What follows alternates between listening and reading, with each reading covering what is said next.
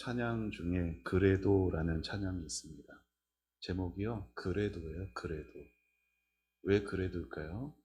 내가 넘어지고 내가 부족하고 내가 참 주님 앞에 부끄럽지만 그래도 하나님은 나를 사랑하시고 포기하지 않으시고 끝까지 내 갈 길 인도하신다라는 귀한 고백의 찬양이 있습니다. 여러분, 예수 믿고 살아가는 인생길 쉬우십니까? 아, 어찌 믿음의 길을 쉽다 할 수 있겠어요. 어, 사실 적당히 타협을 해도 쉽지 않은 길이에요, 사실은. 근데 믿음을 지키려다 보니 더더욱 어려움들을 우리는 하기도 합니다. 그런 여러 가지 시험을 당하는 성도들을 향해 야고보는 필요한 것이 있으니 그게 지혜라고 말하죠. 여러분, 우리가 지혜가 있으면요, 모든 것을 바르게 볼 줄 알게 돼요. 그러니까 눈앞에 현실만 보이고 그 가운데서 걱정, 근심이 나를 누르는 이유는 내 안에 뭐가 없기 때문일까요? 지혜가 없기 때문이에요.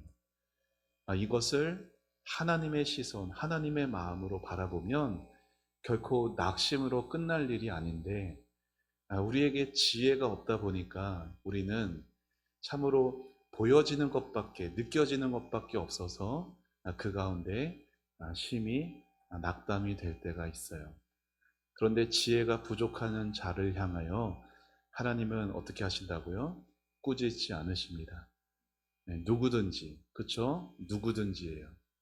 순종 잘하는 사람, 믿음 생활 훌륭히 하는 사람, 그들에게만 지혜를 구할 수 있는 자격이 있는 게 아니라 하나님 앞에는 누구든지 자격과 조건이 없이 지혜를 구할 수가 있는 거죠.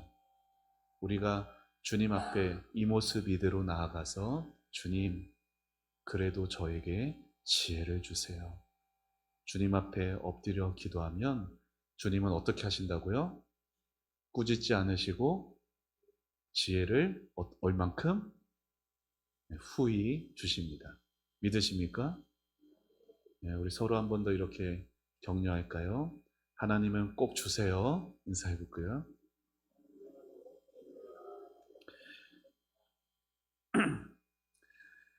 그렇게 시험을 피할 수는 없지만 그 시험을 당할 때도 하나님은요, 어떤 것에도 끊어지지 않는 그 사랑을 우리 안에 부어주고 계세요. 내가 못 느낄 뿐이에요. 내가 안 느껴질 뿐이죠. 어, 하나님은 우리를 향한 사랑을 멈춘 적이 없으세요. 시험을 통해서도 우리를 붙들고 계시고요. 그 시험 중에서도 우리를 더 온전하고 성숙한 사람으로 하나님의 자녀로 만들어가고 계십니다. 믿음의 기도라는 것은요, 이것을 믿고 기도하는 거예요. 믿음의 기도라는 건 내가 하는 기도의 제목, 반드시 이루어질 것이다. 그것도 믿고 기도해야 되지만, 믿음의 기도라는 건 내가 구하는 기도의 제목 이전에 하나님께서 나를 향한 하나님의 사랑은 어떠한 것에도 끊어지지 않으며, 하나님은 지금도 나를 붙들고 계시며, 하나님은 나를 더욱 온전하게 만들어가고 계시다라는 것을, 그 하나님의 선하신 뜻이 내 안에 지금 이루어지고 있음을 믿고 기도하는 게 무슨 기도? 믿음의 기도라는 거예요. 다 이해할 수는 없어요. 왜 이런 일이 나에게 왔고 이런 일이 어떻게 될지 우리는 다 이해하지 못하지만, 누구는 오르시다. 하나님은 오르시다. 그리고 하나님은 선하시다. 여러분, 이 두 가지를 믿는 게 너무나 중요합니다. 여러분 삶에 때로 열심으로 또 최선을 다해서 노력하고 애쓰고 수고함에도, 여러분이 그렇게 애쓰고 수고한 결과가 따라주지 않을 때 얼마나 마음이 낙심되고 그냥 이제 그만할까라는 마음이 순간순간 찾아올 때들이 있어요. 그럴 때 우리 하나님은 여전히 내 삶에 옳은 분이시다. 하나님은 여전히 내 삶에 선하신 분이시다. 여러분, 이 사실을 마음에 굳게 믿고 나아가는 여러분 되시기를 축복합니다. 금요 기도회 때는 다른 때보다 특별히 기도를 더 많이 합니다. 하지만 내가 금요 기도에 나왔다고 해서, 내가 더 많이 남들보다 기도했다고 해서 그래서 하나님이 우리에게 응답하시는 건 아니에요. 내 노력, 내가 어떤 작정 기도를 하거나 내가 어떤 철야 기도를 했기 때문에 하나님이 나에게 응답하시는 것이 아니라, 기도의 응답은 언제나 나의 공로에 있지 않고 어디에 있다? 하나님의 선하심에 있는 것이에요. 여러분, 우리가 아무리 밤을 새워 기도해도요, 우리는 기도 응답을 받을 자격은 사실 없습니다. 그렇죠? 우리가 지혜를 구한다 해도 우리는 여전히 지혜가 부족한 상황이고, 또 하나님 앞에 나름 순종하려고 애를 쓰며 한 주간을 살아왔어도 돌아보면 어때요? 하나님 앞에 너무나 부끄러운 거 투성이에요. 그런데 하나님은 어떠시다는 거예요? 그래도 하나님은 자비로우시고 나에 대해서 신실하신 하나님이신 거죠. 여러분, 하나님은 이런 하나님이신데, 이런 하나님을 의심하는 사람은, 성경은 야고보는 뭐라고 말하느냐? 바람이 밀려 요동하는 바다 물결 같다라고 말한다라고 말씀드렸죠. 그럼 바람에 밀려 요동하는 바다 물결과 같은 사람은 어떤 사람일까요? 쉽게 말하면 하나님을 믿는 모습이 그때그때 다른 사람이에요. 어떻게? 형편이 좋으면, 내가 바라는 대로 이루어져 가면은 하나님을 아주 잘 믿다가 어려움이 오면 그 잘 믿는 모습은 언제 그랬냐는 듯이 달라지는 모습들. 여러분, 그렇기 때문에 우리는 언제나 눈앞에 보여지는 삶의 형편보다 보이지 않지만 지금도 일하고 계시는 하나님을 신뢰하는 여러분 되시기를 축복합니다. 하나님은요, 지금도 살아계세요. 하나님은 살아계세요. 하나님을 기쁘시게 하는 자는 반드시 뭐 해야 돼요? 어떤 믿음이 있어야 돼요? 그가 뭐 한 것? 그가 계신 것을 믿어야죠. 그렇죠? 하나님이 살아계신 것, 하나님이 자기에게 나오는 자, 자기를 구하는 자, 자기를 찾는 자에게 반드시 선하게 응답하신다라는 걸 믿어야 되는 거예요. 여러분, 이 믿음으로 오늘 밤 또 기도하는 여러분 되시기를 축복합니다. 여러분, 그렇게 하나님께 나아가는 사람에게 하나님은 오늘도 꾸짖지 않으시고 후히 주시는 하나님이십니다. 지난 시간에는 6절 말씀을 집중적으로 살펴봤고, 오늘은 7절과 8절 말씀을 살펴보는데, 이어지는 7절에서 하나님을 의심하는 자를 향해 야고보는 좀 무서운 말씀을 합니다. 자, 7절 같이 읽어봅시다. 시작.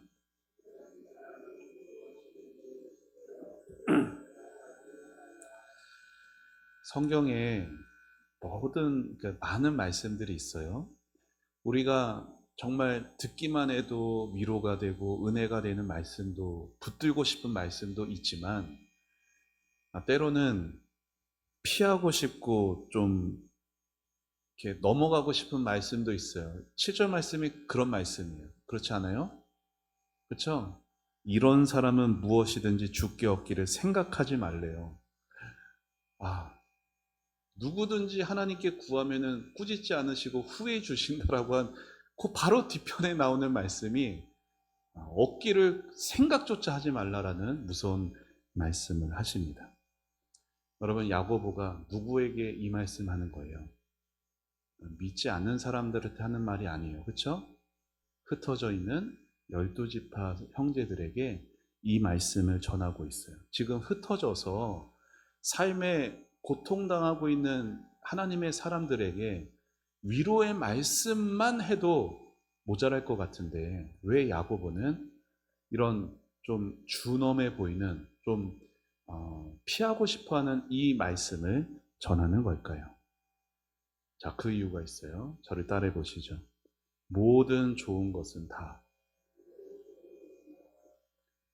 주님에게서 온다. 여러분, 우리의 생명, 오늘도 우리가 숨쉬는 우리의 호흡, 우리가 누리는 모든 은혜는 다 누구에게서 오는 겁니까? 우리 주님에게서 오는 거예요. 하나님에게서 오는 거예요. 자, 우리 사도행전 말씀 같이 읽어봅시다. 시작. 우주와 그 가운데 있는 만물을 지으신 하나님께서는 천지의 주제시니 이는 만민에게 생명과 호흡과 만물을 친히 주시는 이심이라. 아멘. 하나님이 뭘 주신대요? 생명과 호흡과 만물을 친히 주신다라고 말하고 있어요. 그렇죠? 여러분, 오늘 우리가 숨을 쉬는 것, 오늘 하루를 살아갈 수 있는 것 다 누구의 은혜입니까? 하나님의 은혜입니다. 그런데 여러분, 그 하나님을 우리는 사실 다 아멘 하거든요. 그 하나님을 부정하지 않아요. 아, 그렇지. 내가 호흡하는 거, 내가 오늘 이 금요 기도의 자리까지 온 거 하나님의 은혜지. 그걸 부정하는 사람이 없다고요. 근데 그 하나님을 인정은 하면서도 기도할 때는 어떻게 기도하는지 아세요? 하나님을 의심하며 기도합니다. 이상하죠? 하나님은 인정하는데 하나님을 의심하며 기도해요. 어떻게 이게 같이 있을 수가 있죠? 같이 있으면 말이 안 되는 건데. 하나님을 인정했으면 의심하지 않고 기도해야 될 말이 되는 거 아니에요? 그렇죠? 여러분, 하나님을 의심하지 않고 기도한다는 것은 이런 거예요. 저를 한 번 더 따라해 보시죠. 하나님을 내 인생 최고 자리에 둔다. 자, 그러니까 잘 들으세요. 하나님을 인정하는 것하고 하나님을 내 인생 최고 자리에 두는 것하고는 같은 게 아니에요. 하나님을 인정한다라는 것은요, 사실 엄밀히 말하면 믿음이 없어도 할 수 있어요. 무슨 말이냐? 교회를 오래 다니면 교회에서는 누구 얘기밖에 안 들어요? 제 얘기밖에 안 들어요? 저를 듣는 게 아니라 누구에 대해 들어요? 하나님에 대해서 계속해서 여기 강단에 누가 서든 계속 하나님에 대해서 주구장창 들어요. 그러면 누구에 대해서 많이 알게 될까요? 하나님에 대해 많이 알게 되는 거예요. 여러분, 하나님에 대해 많이 알게 되면은 어느새 익숙해져서 쉽게 하나님을 인정은 합니다.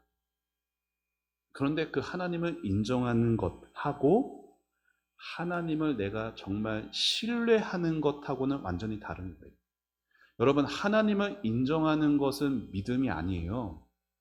그러니까 믿음은 하나님을 인정하는 게 포함은 되지만 하나님을 인정했다라고 해서 그 사람이 믿음이 있다라고 말할 수는 없다고요.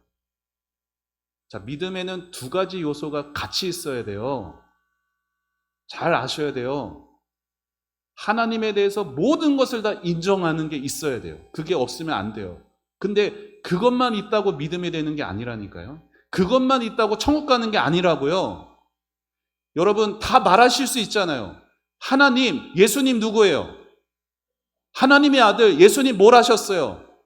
십자가에 달려 죽으셨어요. 3일 만에 뭐 하셨어요?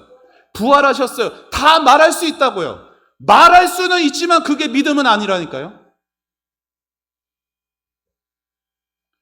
여러분, 하나님 천국에 가셔서 천국에 가면 여러분 이 땅에서 호흡 딱 끊어지고 눈 뜨자마자 여러분 앞에 누가 있어요? 예수님이 있어요. 근데 예수님에 대해서 들은 게 많아서 아는 게 많아요. 근데 예수님이 믿음이 없는 사람 뭐라고 말씀하시죠? 너 모른다. 그러면은 평생을 교회 다니고 죽어라 고생하며 봉사하고 헌신한 사람만큼 억울한 사람은 거기서 없을 거예요. 근데 예수님은 분명하게 말씀하셨거든요. 믿음이 아니면 천국 못 간다. 근데 사람들이 착각하는 게 뭐냐? 나 하나님 안다라는 거예요. 나 예수님 안다라는 거예요. 예수님에 대해서 예수님이 하신 일 들어서 지식으로 머리에 있어요. 근데 그건 성경은 믿음이라고 말 안 해요. 그걸로 천국 못 갑니다. 그러면은 정말 믿음이 뭐냐? 그 하나님을 내가 정말 신뢰하느냐입니다. 내가 하나님에 대해서 많은 걸 들었어요. 알고 있어요. 그러면 그 하나님을 내가 정말 신뢰하느냐? 다른 말로 표현할까요? 그 하나님이 내 인생에 어디에 있느냐? 여러분, 하나님이 항상 뒷방 늙은이로 계시는 그런 신앙을 생활하는 성도들이 있어요. 물론 그 모습을, 왜냐면은 그 연약한 믿음도 있어요.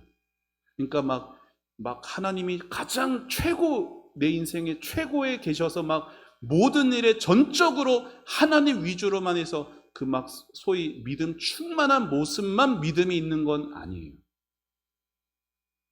연약한 믿음도 진짜 믿음이고 진실한 믿음이 맞아요. 그런데 문제는 뭐예요? 하나님을 향한 신뢰함이 없어요. 하나님을 아는 것하고 하나님을 내 인생의 최고 우선으로 두는 것하고는 다른 거고, 하나님을 아는 것하고 하나님을 신뢰하는 것하고 다른 거고, 하나님을 아는 것하고 하나님을 사랑하는 건 다른 거예요. 교회 안에 목회자로서 딱 보면 압니다. 정말 하나님이 머리에만 있는지, 정말 그 하나님을 조금이라도 신뢰하고 사랑하는 마음이 있는지 어느 정도는 판가름이 나요. 여러분, 그래서 정말 하나님의 말씀 들을 때 그 말씀 앞에 여러분이 집중해서 들으면서 여러분 자신을 돌아봐야 돼요. 말씀을 즐기는 자가 아니라 말씀 앞에 서는 자가 되어야 된다고요.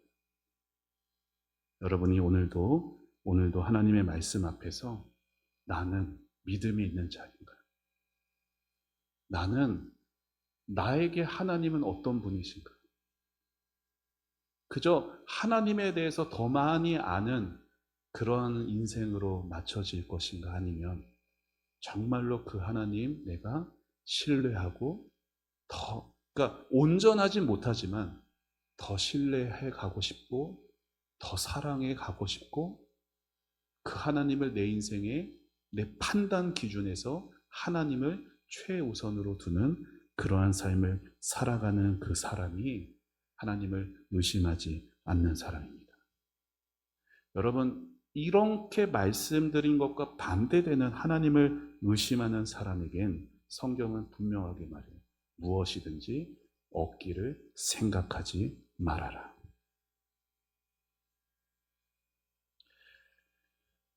여러분, 왜 그럴까요? 그런 사람에게 하나님이 뭘 주시면 그 사람을 더 나쁘게 하는 것가 되기 때문입니다. 하나님을 신뢰하지 않는 사람에게 하나님이 그 기도에 응답을 하시면요, 다 누구 공로로, 누구 영광 드러낸지 아세요?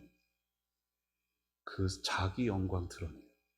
봐라, 내가 이렇게 기도해서 응답 얻었다. 봐라, 내가 이렇게 열심 헌신 봉사해서 내가 이뤄냈다. 여러분, 그건 응답이 복이에요, 아니에요? 아닌 거예요. 정말 어떤 응답이든지 정말 이걸 하나님이 주셨다. 하나님의 이름을 높이고 하나님의 뜻을 자랑하고 하나님이 하신 것에 집중하면서 그걸 하나님이 보기를 원하시는데, 그런 마음 없이 하나님에 대한 지식, 그것 좀 있어서, 물론 하나님은요, 응답을 통해서도 또 하나님을 경험하게 하시고, 그러므로 인해서 또 하나님과의 신뢰 관계를 맺어가게 하시는 과정들이 또 다 있죠. 그게 부정하는 게 아니라 정말로 기도할 때 어떤 마음으로 기도하는지 여러분과 하나님은 아실 거예요. 하나님께 구하긴 하는데 하나님의 선하심과 약속은 믿지 못해요. 그러면 어떻게 돼요? 기도해도 기다리지 못합니다. 금방 뭐예요? 다른 대안을 찾아 나서요. 여러분, 하나님은 믿지 않으면서 하나님이 주시는 은혜만 얻겠다? 하나님이 주시는 복만 얻겠다? 절대로 올바른 신앙이 아니죠. 여러분, 아담과 하와가 그랬어요. 여러분, 에덴 동산 가본 적 없잖아요, 우리가. 그렇죠? 근데 상상만으로 너무 좋지 않을까요? 그렇죠? 아무 걱정할 필요가 없는 곳이잖아요. 우리 박성희 집사님 가장 좋아하시는데 거기에 있는 것만으로도 정말 꿈꾸는 것 같이 좋을 것 같아요. 그런데 거기서 아담 하와가 뭐 했어요? 하나님으로 만족하지 못하겠대요. 그리고 뭐 합니까? 자기들이 하나님이 되고자 해서 하나님으로부터 떠납니다. 어떻게 떠나요? 하나님의 말씀을 의심했고 하나님의 다스림에서 독립하려 했어요. 여러분, 인간이 하나님을 떠나서 살 수 있을까요? 정말 그래요? 우리 인간이 하나님을 떠나서 어떻게 우리의 이 신체 기관이 돌아가는 거 우리 스스로 어떻게 할 수 있어요? 심장 박동도 내 스스로 뛸 수 있는 게 아니잖아요. 그렇죠? 우리가 하나님을 떠나서 어떻게 산소를 계속 만들어낼 수 있고 하나님을 떠나서 어떻게 이 햇빛도 만들어낼 수 있겠어요? 우리는 한순간도 하나님의 은혜 없이 살아갈 수 없습니다. 그런데 문제는 뭐예요? 인간은 그럼에도 하나님 없이 살 수 있다고 생각하는 것이 문제죠. 하나님을 의지하지 않아도 여전히 자기 지혜, 자기 능력으로 살 수 있다고 믿습니다. 여러분, 죄라는 게요, 거기서부터 출발되는 거예요. 여러분, 죄는요, 막 어떤 나쁜 짓 하고, 막 안 좋은, 나쁜 생각하고, 그것도 죄이지만, 그것만이 죄가 아니라, 죄는, 저를 따라해 보시죠. 죄는 하나님으로부터 독립하는 거다. 자, 독립한다는 게 뭐예요? 더 이상 도움 안 받고 내 힘으로 산다라는 거잖아요. 집에서 자녀들이 있는데 자녀들이 어때요? 이제 크고 결혼하고 이렇게 어느 정도 되면 다 뭐 합니까? 네, 독립합니다. 평생을 부모가 자식 뒷바라지하며 살 수는 없어요. 그렇죠?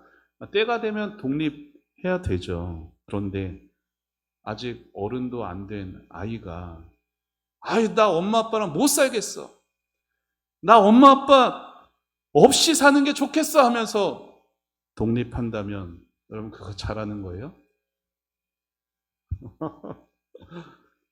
어떻게 부모 마음에 뭐 하는 거예요? 네, 대못 받는 거죠. 그리고 그렇게 나간 애들은 나가서 뭐 하다 돌아올까요? 죽어라 고생하다가 돌아오겠죠.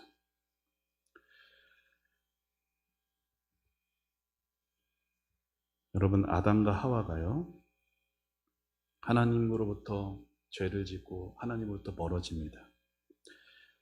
그러면은 반드시 죽는다라고 했는데 아담과 하와 어떻게 됐어요? 죽었습니까? 이게 대답이 애매해질 수 있어요. 여러 가지 대답을 할 수 있으니까. 영적으로는 죽었어요. 그렇죠? 하나님과의 관계가 끊어졌기 때문에 영적으로는 죽었지만 그 호흡은 계속 이어집니다. 물론 한 900년 더 살다가 죽긴 하지만 어쨌든 죽음은 찾아오게 됐어요. 그럼에도 죄를 지은 이후에도요, 그 생명과 그 호흡은 계속 이어졌어요. 그들이 그렇게 할 수 있는 능력이 있어서가 아니죠. 범죄한 뒤에도 하나님이 그들에게 즉시로 생명과 호흡을 거두지 않으시고 긍휼을 베풀어 주셨기 때문입니다. 하지만 인간은 그 하나님의 긍휼을 깨닫지를 못합니다. 그래서 하나님 없어도 잘 살 수 있다고 생각하기 때문에 뭐 하는 거예요? 교회 안 나오는 거예요. 하나님 없어도 난 살 수 있다고 생각하기 때문에. 여러분 생각해 보세요. 하나님 없으면 난 못 산다라고 생각하는 사람이 어떻게 예배의 자리, 기도의 자리, 교회에 안 나올 수 있겠어요? 그런데 하나님 없어도 살 수 있다라고 생각하는 사람의 문제는 뭐예요? 더 멀어져 간다는 거예요. 야고보는 그런 사람을 향해 말하는 거예요. 무엇이든지 죽게 얻기를 생각하지 말아라. 사람들은 헛된 기대 속에 살아가는 경우들이 있습니다. 그러면서 자신을 속일 때도 많아요. 하나님은 의지하지 않으면서, 하나님은 신뢰하지 않으면서, 하나님은 내 인생에 언제나 뒷방 늙은이로 그냥 저 구석에 처박아 두면서 하나님은 복을 주셔야 한다라고 생각합니다. 하나님의 뜻에는 별 관심은 없으면서 내가 기도했으니 이루어져야 한다 생각합니다. 그러다가 자신이 기대한 대로 일이 틀어지면, 되어지지 않으면 하나님께 원망 불평합니다. 어떻게? 내가 이렇게 기도하는데, 그러니까 내가 이렇게 이거를 달아요. 그런 분들은. 그러니까 내가 이렇게 기도를 하건, 이렇게 예배 자리를 지키건, 이렇게 맡은 사명 그래도 충성을 했는데 왜 안 주시냐는 거죠. 여러분, 하나님은 뭐가 아니세요? 자, 저를 따라해 보시죠. 하나님은 자판기가 아니다. 근데 많은 성도들이요, 하나님을 자판기로 여겨요. 자판기 하면은 뭘 넣어야 돼요? 거기 자판기 안에 원하는 메뉴가 있어요. 1,000원짜리 음료가 있어요. 그럼 뭘 넣어야 돼요? 1,000원을 넣어야죠. 1,000원을 넣어야 내가 원하는 거 눌러서 뽑아 먹을 수가 있어요. 하나님 자판기란 게 뭐예요? 헌신을 넣었다라는 거예요.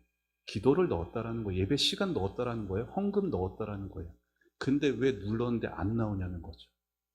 여러분, 자판기에서 눌렀는데 안 나오면 여러분, 안 나오네. 갑니까?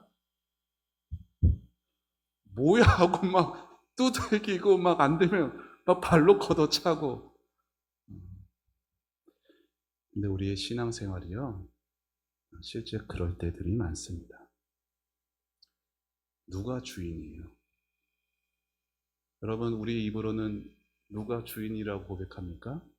하나님이 주인이라고 고백을 하는데, 실제 우리의 삶을 가만히 들여다보면, 특별히 교회 밖에서의 여러분의 삶을 가만히 들여다보시면 누가 주인이에요? 하나님이 주인이 아니에요. 내가 주인입니다. 그러면서 기도하는 거예요. 어떻게? 내 뜻대로 하나님이 움직여 주셔야 된다. 근데 기도는 그게 아니에요. 기도는 내 뜻이 아니라 누구의 뜻? 하나님의 뜻을 구하는 것이고, 하나님의 뜻이 이루어지기를 기도하는 것이기에 기도는 믿음의 행위예요. 야고보는 이어서 의심하는 사람의 특징을 8절에서 이렇게 말합니다. 자, 8절 읽어봅시다. 시작. 두 마음을 품어 모든 일에 정함이 없는 자로다. 자, 두 마음, 말 그대로 이렇게 갈라져 있다라는 거예요. 한쪽은 누구를 향할까요? 하나님 향하겠죠. 교회 다니니까. 근데 하나님만 향하지 않는다는 게 문제겠죠. 두 마음이어서. 그러면 다른 한쪽은 어디를 향해요? 세상을 향합니다. 자, 입으로는 누굴 찾을까요? 하나님을 찾아요. 마음으로는 뭘 더 의지할까요? 세상 것을 더 의지합니다. 자, 천국 가기를 바랄까요? 당연히 바라죠. 천국 원하는데 세상 즐거움도 놓치고 싶지는 않습니다. 여러분, 예수님은요, 이러한 삶이 절대로 불가능하다 엄히 말씀하셨어요. 같이 읽어봅시다. 시작. 한 사람이 두 주인을 섬기지 못할 것이니. 하나님을 인생의 주인으로 고백하면서 동시에 내 욕심, 세상 가치 쥐면서 살 수는 없습니다. 두 마음을 품은 사람의 특징 몇 가지가 있어요. 그 중에 하나가 뭐냐? 입술과 마음이 달라요. 입술로는 하나님을 얼마든지 가까이 합니다. 제가 어제죠. 모교 성경대학 때 그런 얘기를 했어요. 예수님의 말씀 중 그 말씀이 있어요. 보물이 있는 곳에 네 마음이 있다. 그 말씀 아시죠? 그렇죠? 무슨 말이에요? 돈이 있는 곳에 네 마음이 있다라는 거예요. 근데 사람들은 뭐라고 쉽게 말하는지 아세요? 목사님, 마음이 중요하죠. 그 돈으로 어떻게 그 마음을 다 판가름할 수 있겠어요? 라고 말은 하는데, 여러분, 하나님을 사랑한다라고 말할 때 두 손 들고 눈물을 흘리면서 마치 온 땅을 다 하나님께 드릴 것처럼 하나님을 사랑한다라고 말하는 사람은 하나님께는 100만 원 못 드려요. 10만 원보다 하나님 못 사랑해요. 여러분, 그러면 정말로 하나님을 사랑하는 마음이 진짜예요? 여러분, 예수님의 말씀은 하나도 틀림이 없어요. 보물이 있는 곳에 네 마음이 있고 한 사람이 두 주인을 섬길 수가 없습니다. 입으로는 하나님을 가까이 하면서 마음은 하나님에게서 멀리 떠나 있어요. 자, 우리 이사야 말씀 또 잘하는 말씀인데 읽어봅시다. 시작. 주께서 이르시되 이 백성이 입으로는 나를 가까이 하며 입술로는 나를 공경하나 그들의 마음은 내게서 멀리 떠났나니. 교회에서는 하나님을 사랑한다 말하나 삶의 실제 선택과 결정의 순간들에서는 언제나 하나님이 기준이 아니에요. 내 유익이 먼저입니다. 기도할 때도 하나님의 뜻을 구한다 말은 하지만 실제로는 언제나 내가 정해 놓은 결론을 하나님께 강요합니다. 이게 두 마음이에요. 성경에는 두 마음 가진 사람들이 나올까요? 안 나올까요? Yes, no. 나올까 안 나올까요? 왜 말이 없으시지? 자, 성경에는 두 마음 가진 사람이 나올까요? 안 나올까요? 나와요. Yes. 자, 이스라엘 백성들이요, 출애굽했죠. 구원 받았어요. 그래서 어디로 갔어요? 가나안 땅 가기 전에 어디를 지납니까? 광야를 지나요. 광야에 나왔지만 그들은 뭐 받은 사람들이에요? 구원받은 사람이에요. 그렇죠? 은혜 받은 사람들이에요. 그런데도 그들은 뭘 그리워합니까? 광야에서 애굽에서의 음식과 애굽에서의 삶을 그리워합니다. 몸은 지금 어디 있어요? 광야 애굽에서 나왔는데 마음은 여전히 애굽을 향해 있죠. 자, 아브라함의 조카 롯. 자, 롯의 아내. 소돔과 고모라가 멸망당, 소돔이 유황불이 떨어져 멸망당하기 직전에 하나님의 은혜로 하나님의 아브라함을 생각하사 그 가족들을 구원해 하십니다. 그렇죠? 그런데 롯의 아내 결국 어떻게 돼요? 자, 왜 소금 기둥이 됐어요? 뒤를 돌아보았어. 무슨 말이에요? 하나님의 구원의 은혜가 있는 방향으로 몸은 향했으나 마음은 두고 온 세상 즐거움을 향했던 그 마음이었어요. 아담의 아들이었던 가인은 하나님께 제사를 드렸지만, 예배를 드렸지만 믿음으로 예배한 동생 아벨을 어떻게 했어요? 시기하고 미워하고 돌로 쳐 죽입니다. 겉으로는 예배자였지만 마음은 분노와 질투에 사로잡혀 있었어요. 가룟 유다는 예수님께 다가와서 입을 맞추면서 예수님을 위하는 가장 선한 제자인 척을 했으나 마음에는 이미 예수님을 팔아버리기로 결정했습니다. 여러분, 이스라엘 백성들, 롯의 아내 아담의 아들 가인, 가룟 유다, 이들의 공통점이 다 뭔지 아세요? 다 두 마음이에요. 어떻게? 겉과 속이 달랐다는 거예요. 하나님을 향한 마음, 세상을 향한 마음이 그 한 사람 마음 안에 다 있습니다. 물론 여러분, 예수 믿는 성도 천국 갈 때까지 우리 안에 갈등이 있어요. 그렇죠? 우리 안에 하나님을 향한 마음, 세상에 향한 마음이 언제나 우리 안에 막 갈등하면서 치고받고 싸우기도 합니다. 그게 사실이긴 한데, 그 하나님을 향한 마음이라고 하는 게 진실하지 못하다는 거예요. 그런 사람을 향하여서 야고보는 모든 일에 정함이 없는 자로다 말합니다. 의심은 마음을 둘로 갈라놓아요.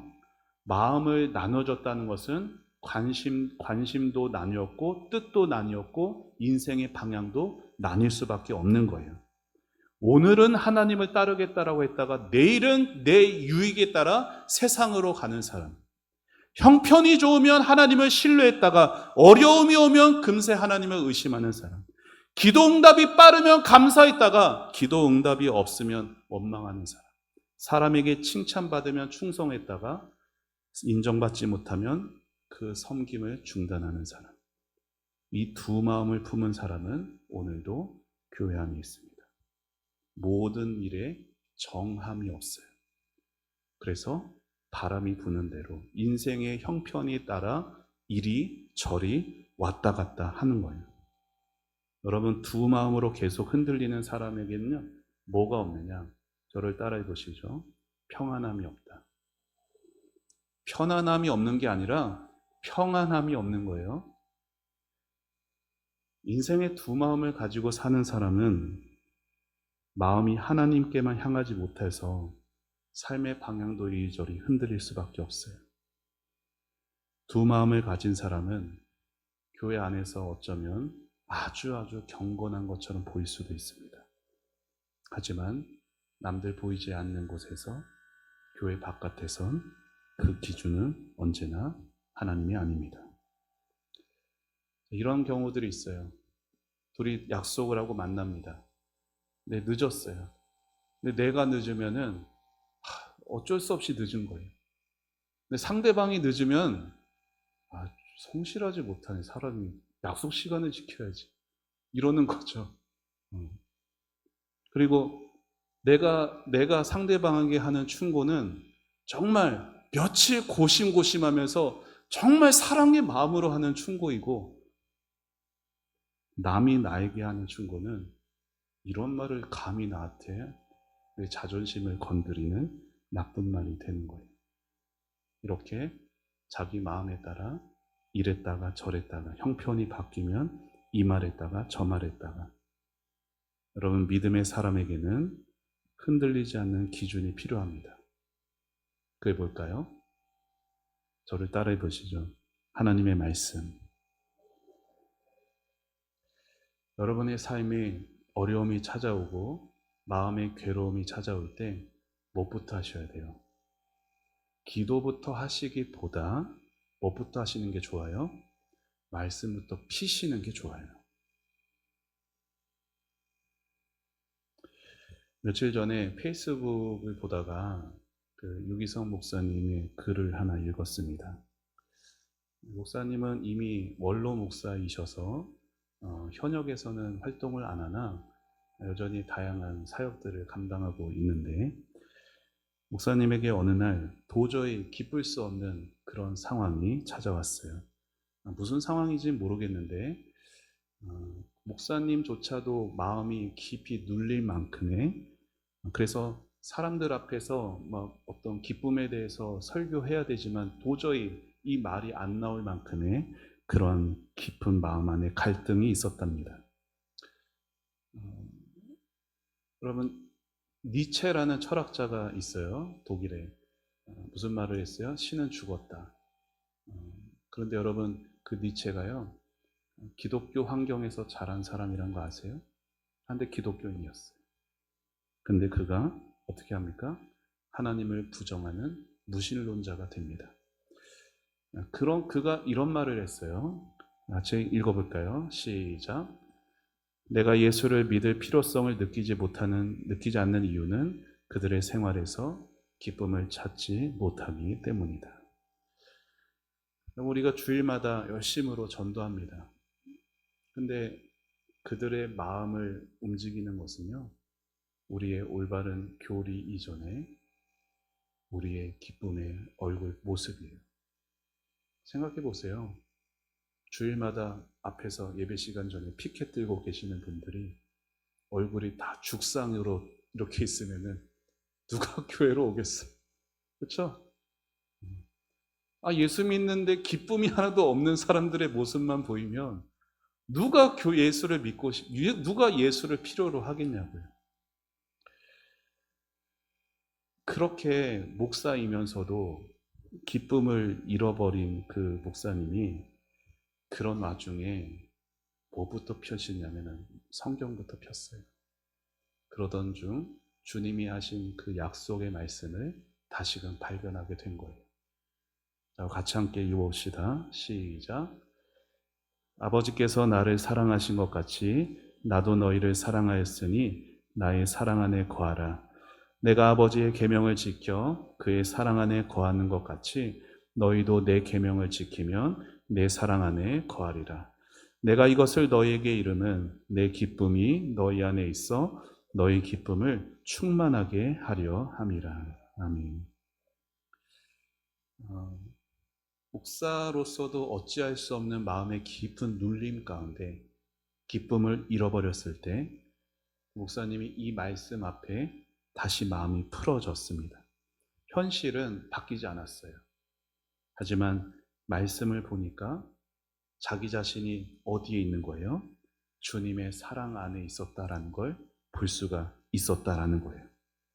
기쁜 일이 있어서 기쁜 것이 아니에요. 기뻐할 수 없는 상황에서도 오늘 여기 11절 끝에 뭐라고 말씀하고 있어요? 내 기쁨이 너희 안에 있어. 예수님의 기쁨이 내 안에도 있다라는 것. 내 상황과 상관없이 예수님의 기쁨이 내 안에 있다라는 이 사실 앞에 정말 다시금 기쁨을 회복할 수 있게 된 겁니다. 여러분, 이렇게 우리의 인생을 특별히 하나님의 약속의 그 말씀에 뿌리 내리게 되면 여러분, 주변 환경이 아무리 나를 어떻게 휘두르고 이리저리 뒤엎어도 우리는 무너지지 않을 수가 있는 거예요. 반대로 우리가 하나님하고 세상을 같이 의지하게 되면, 두 마음을 품게 되면 우리는 어떤 상황에서든 계속해서 흔들릴 수밖에 없는 거예요. 여러분, 세상 것은요, 언제든지 변하기 마련이에요. 여러분에게 한때 있던 그 재물 언제든지 없어질 수 있고요. 한때 자신하셨던 건강 언제든지 약해질 수 있어요. 믿었던 사람에게 언제든지 발등에 못 지킬 수 있죠? 발등 지킬 수 있는 거예요.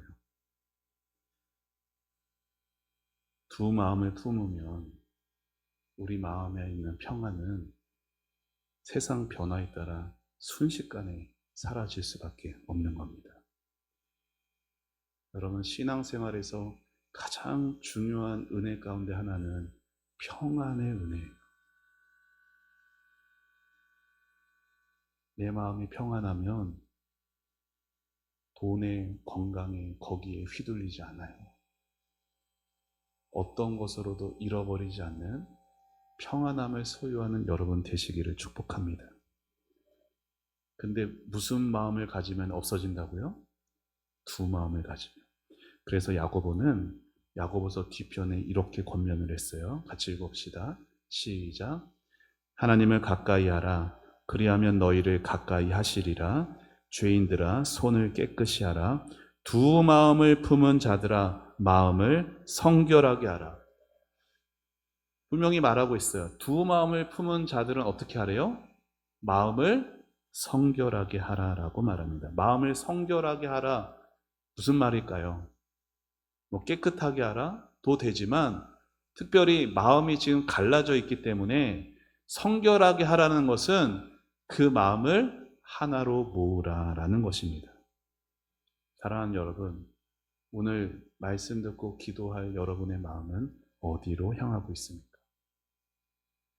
오늘 여러분의 입술은 분명히 하나님을 향하고 있어요. 제가 봤어요. 여러분이 찬양하시는 거, 기도하시는 거. 그런데 여러분의 마음은 어디에 있으세요? 하나님께 기도는 하면서 막상 하나님보다 다른 것 더 의지하고 있지는 않습니까? 이 시간, 오늘 이 밤에 우리의 갈라진 마음을 하나님 앞에 내려놓는 시간 되시기를 축복합니다. 그래서 우리 같이 이렇게 기도했으면 좋겠어요. 같이 기도하는 마음으로 자, 우리 손을 모으고 읽어봅시다. 시작. 하나님, 제 마음이 주님과 세상 사이에서 나뉘지 않게 하옵소서. 환경이 아니라 주님의 약속을 붙들게 하옵소서. 두 마음을 버리고 마음을 다하여 주님을 신뢰하게 하옵소서. 아멘. 주님을 의지하는 자에겐 하나님이 그 마음을 평강하고 평강하게 하십니다. 오늘 이 밤에 두 마음으로 왔다 하더라도 하나님의 은혜로 다시 마음이 한 마음이 되어서 평안함의 그 축복을 누리면서 예배당을 나가는 그렇게 기도의 자리에 머무는 여러분 되시길 주의 이름으로 축원합니다. 함께 찬양하고 기도하겠습니다.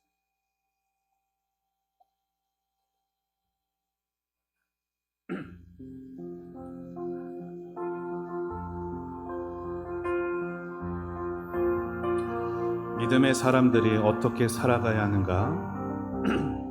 우리 같이 함께 고백하며 함께 찬양합니다. 세상 흔들리고 사람들은 변하여도 나는 주를 섬기리. 주님의 사랑은 영원히 변하지 않네. 나는 주를 우리 한 번 더 고백합니다. 가슴에 손을 얹고 고백해 봅시다. 세상 흔들리고 사람들은 변하여도 나는 주를 섬기리. 주님의 사랑은 영원히 변하지 않네.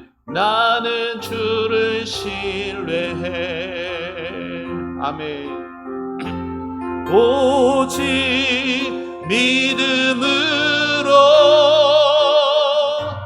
믿음으로 내가 살리라. 주님, 오직 믿음으로 내가 살리라. 우리 믿음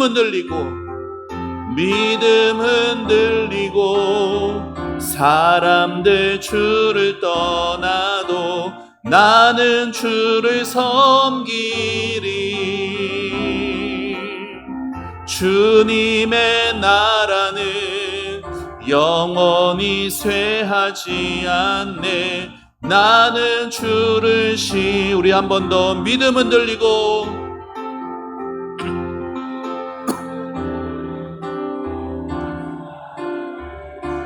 나는 주를 섬기리.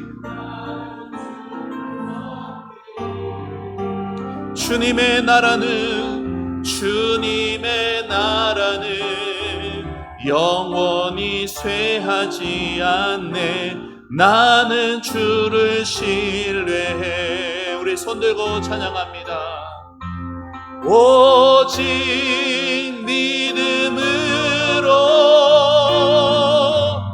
믿음으로 내가 살리라. 오직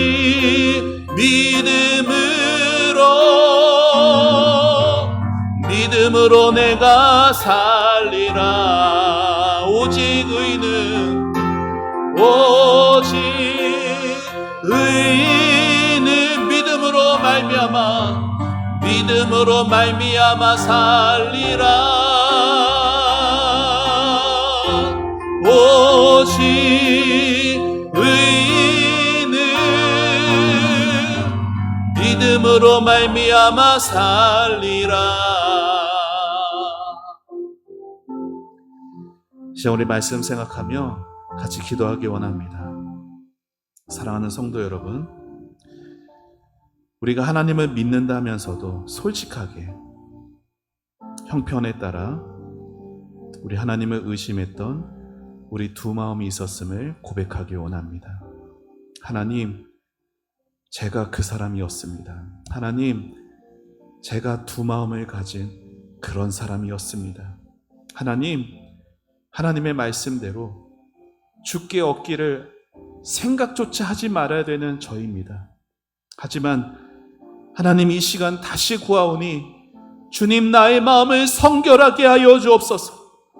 하나님, 나의 생각과 마음을 나뉘지 않고 하나 되게 하여 주시옵소서.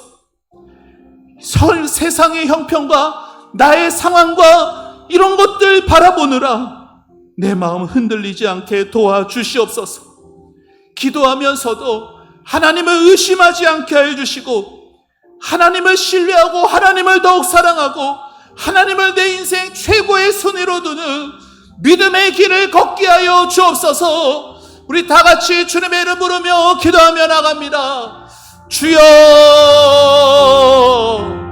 하나님 아버지 은혜를 감사합니다. 아버지 하나님, 주여 이 밤에 하나님의 아버지의 말씀 듣고 아버지 하나님 찬양하고 기도하게 해주신 것 감사합니다. 아버지 하나님, 참으로 세상 흔들리고 사람들은 다 변하고 내게 있는 것조차도 다 변하고 때로 사라져가고 없어져 가더라도 아버지 하나님, 주님의 사랑은 끊어지지 않으며 주님의 나라는 쇠하지 않습니다. 주여, 우리의 시선을 주께 향하게 해주시고 주여, 우리의 마음을 주여 다시금 성결하게 하여 주옵소서.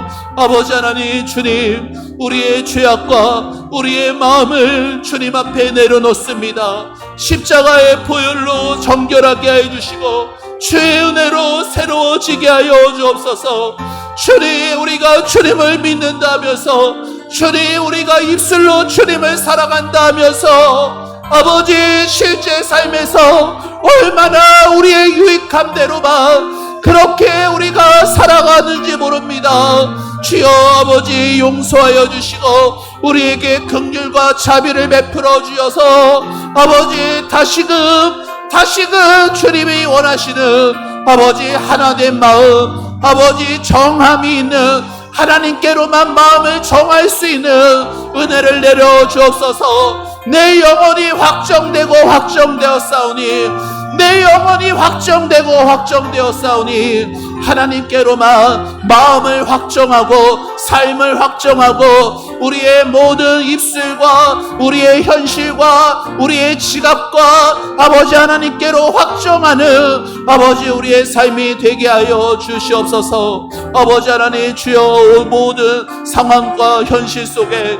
흔들리기 쉬운 우리이지만 아버지, 그 가운데서 하나님의 말씀을 피게 해주시고 흔들리지 않는 기준, 하나님의 말씀의 기준을 얻게 하여 주셔서 아버지 하나님, 주여, 내 마음 따라가 아니라 말씀 따라, 말씀의 기준 따라 굳게 심어지는 뿌리 박힌 말씀이 되어 아버지, 어떤 상황에서도 요동하지 않을 수 있도록 아버지 도와주시옵소서. 아버지, 우리의 마음에 의심하는 모든 두 마음들을 아버지 하나님, 주여, 내려놓고 주님 앞에서 온전한 한 마음으로 아버지 살아내는 그러한 우리의 삶과 그러한 우리의 자녀들의 삶 되기를 원합니다. 아버지 하나님, 이 땅에서 사랑하는 우리 자녀들을 위해 기도할 때도 아버지 하나님, 주여, 세상에 공부와 세상에 아버지 성공과 이런 것들에 쫓아 사는 삶이 아닌 아버지 하나님 앞에 두 마음 되지 않고 참된 믿음을 갖고 하나님을 신뢰하며 하나님을 인격적으로 만나는 그러한 우리 자녀들이 되기를 원하오니 주여, 아버지 은혜를 내려 주시옵소서. 부모인 우리가 먼저 아버지 하나님 앞에 무릎으로 나아가 주님 앞에 우리의 마음을 쏟아놓고 주의 은혜로 우리의 마음이 회복감을 얻는 귀한 시간 될 수 있도록 아버지 이끌어 주시옵소서. 아버지 하나님 인도하여 주시옵소서. 아버지 우리로 성결하게 하여 주시옵소서. 주의 은혜로 아버지 축복하여 주옵소서. 아버지 우리 성도들을 하나님 축복하여 주옵소서.